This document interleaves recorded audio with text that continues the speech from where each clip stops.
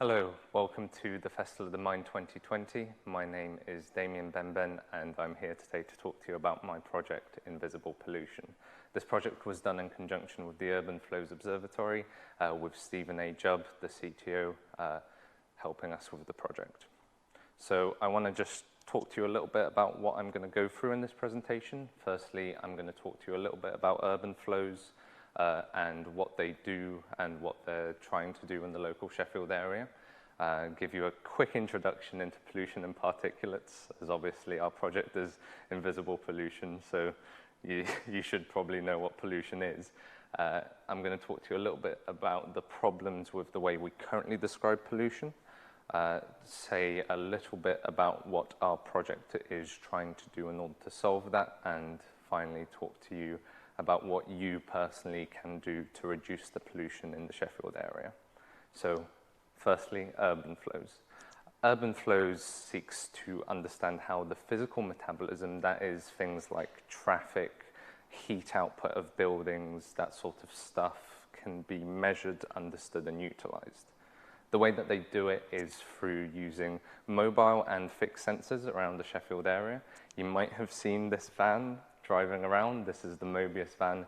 It's equipped with a bunch of really high quality sensors to monitor the Sheffield area and see stuff like pollution, traffic. And on the right, that is a mobile farm at the University of Sheffield, which has 24/7 sensor coverage. So that's an example of a fixed sensor. Now, why is Urban Flows doing this? Well, they want to make sure that there's a robust evidence base for local and national decision making in order to get all of the facts out there, so that people can actually work based on evidence. So let's give you a quick introduction into pollution. What are pollutants? In its simplest form, it's just contamination by waste and chemical particles.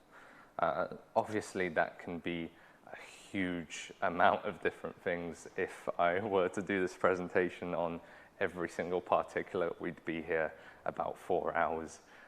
So there's two specific ones that our project wants to focus on. That's PM2.5. PM2.5 is made from stuff like combustion, so fires, vehicle fumes, that sort of stuff, and PM10, which is from dust, pollen, molds, that sort of stuff. So what does PM mean? Well, PM just stands for particulate matter, solid or liquid. And the 2.5 and the 10 stands for micrometers. So 2.5 is all particles below 2.5 micrometers, and 10 is all particles below 10 micrometers. Now, that is an incredibly small scale we're talking about.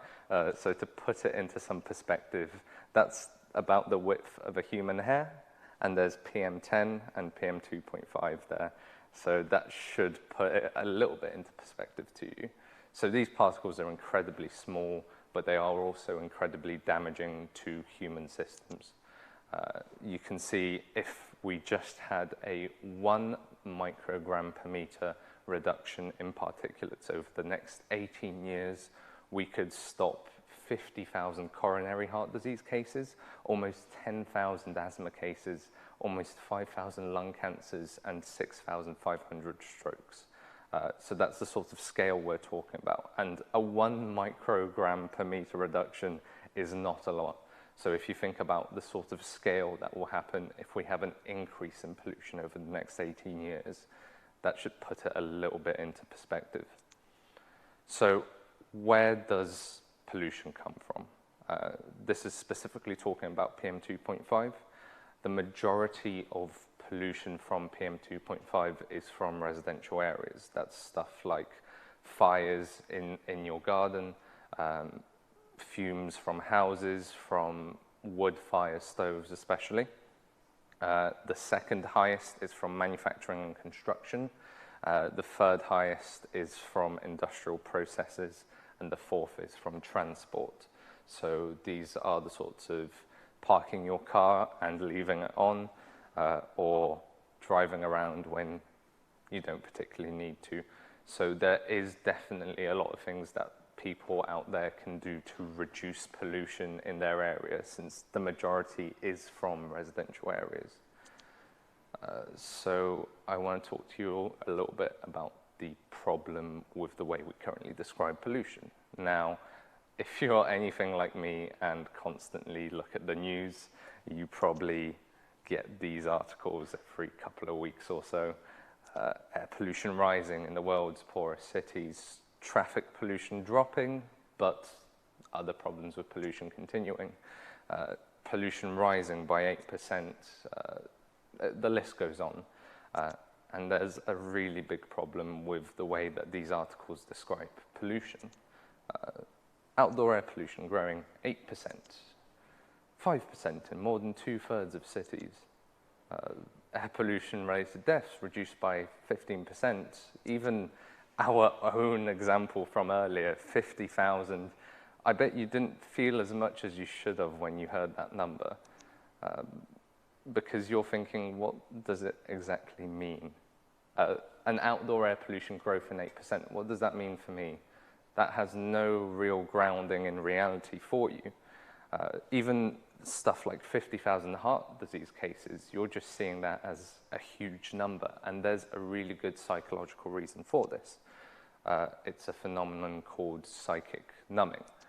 So humans find it really difficult to deal with large tragedies. You may have experienced this yourself looking at the COVID-19 numbers go up. At the beginning, the scale of it was understandable to you, and it was a lot scarier. But as the numbers went up and up, you reached a point where you just couldn't scale with the tragedy. You couldn't scale your emotions to the same way, to the same numbers. It often feels like human beings with the tears dried off, and it's a well-known phenomenon. Let me give you an example. Spot the stars in this night sky. You know, 1, 2, you're easily following along, I hope. Even at 4s, 8s, it makes sense. 16, 32, but that's not actually 32. I'm sure when I said it was 32, when you looked at it, it seemed, correct. I just randomly started adding stars after 16. I have no idea how much is 32, but that's as much of a small scale as your brain starts going, well, it's more than 4, it's large, so it seems about right. And your mind can't really scale with the number. So let's talk a little bit about what we're trying to do to help that, and trying to do to stop you feeling sort of overwhelmed by too many stars or too many numbers. And it's an interesting thing at home. At what point did you stop counting? At what point did you just keep trusting the numbers? So, our project, Invisible Pollution, we aim to make people properly care about pollution, because statistics don't mean anything to you. A 5% increase is the same as a 10% increase is the same as a 15% increase in your head, even if it might not be in reality. How does the current pollution in an area affect you personally? And what is a certain level of pollution applicable with? So whether it's cigarettes or time that you could spend somewhere else that you'd be losing by too much pollution. And there's a few steps that we used to make that. First of all, we wanted to make a website where you could find detailed sensor information very, very easily and make it understandable at the scales. So we created chefsense.uk, which holds all of the different IoT sensors around the Sheffield region and lets you view them at a wide scale. So you can see over the past 3 days what are the worst times that pollution has happened in this specific area. You can see detailed information about sensors as well as information about what the sensors do to you. But what's the point of us making this if it still means nothing, if the scale to you is still the same?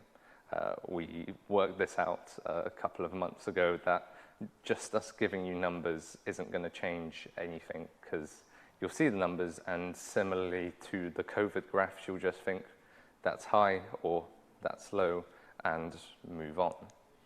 So we thought, okay, let's convert to useful metrics. PM values are great for research. They're great for just checking raw values, but what do they actually mean? So every 22 micrograms per meter of PM 2.5 is equivalent to 1 cigarette. This was a figure that I got from yesterday in Sheffield Town Centre. Walking in that area is equivalent to about 18 cigarettes a day, or if you just spent a day there, you've smoked 2 cigarettes. That's how bad the pollution in the area really can be. Every 10 increase in PM10 is 7 months lost on the yearly average.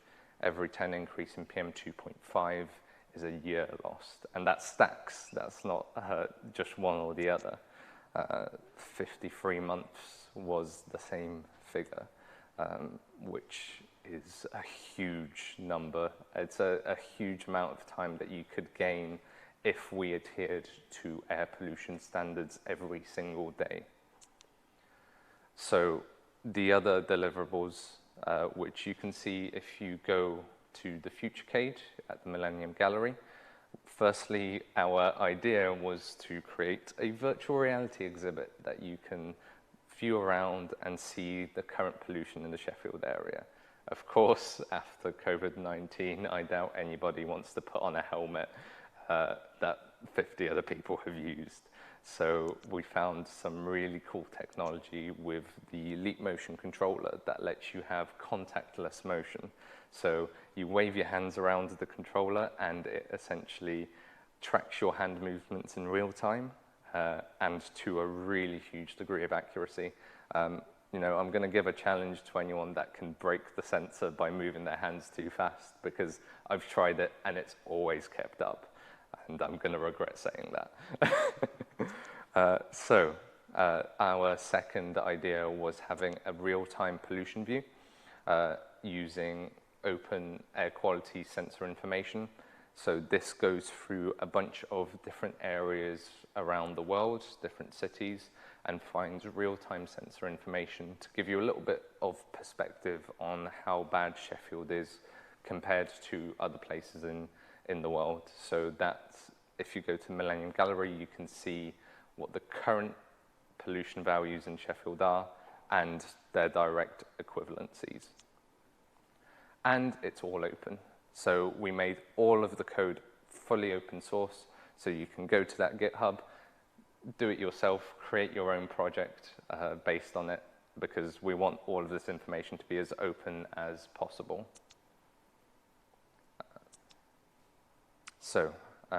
This is obviously an important link that I definitely need to talk to you guys about, pollution and COVID-19, because a lot of the times an increase in pollution causes respiratory symptoms.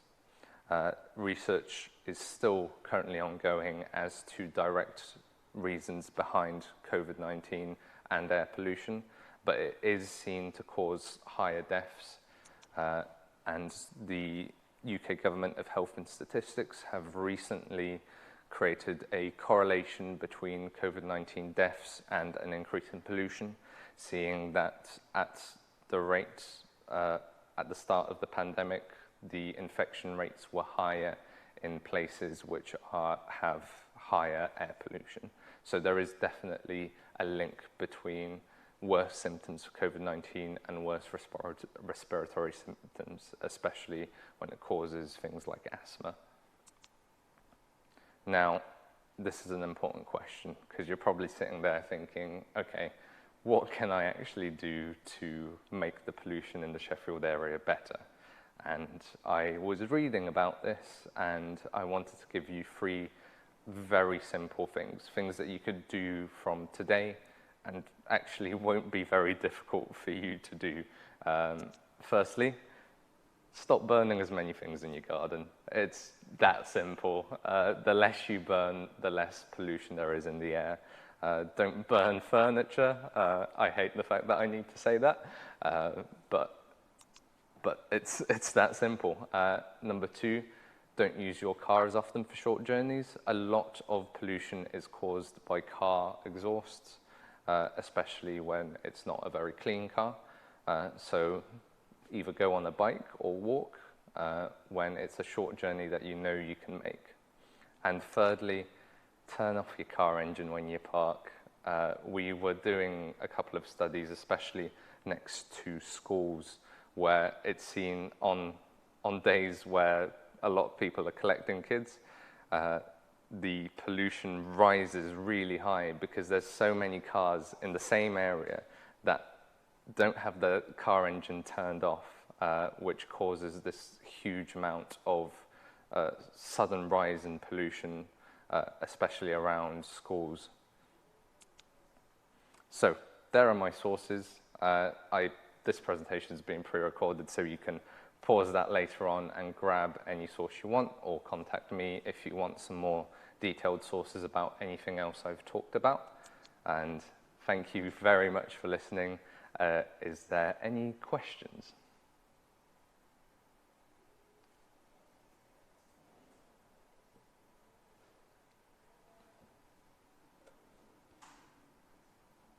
Question 1, do you think wood burners should be more regulated / restricted? Yes, I personally believe that. Wood burners are one of the higher causes of PM 2.5 values. There are safe ways that you can use wood burners, especially using cleaner fuel and making sure your wood burner is used properly. So make sure to look up how to use a wood burner properly, especially if you're regularly using it. Question 2, if you should recommend a single change that people do to reduce pollution, what would it be? So I'd have to say cars. Cars are one of the biggest causes of pollution, especially with exhaust fumes.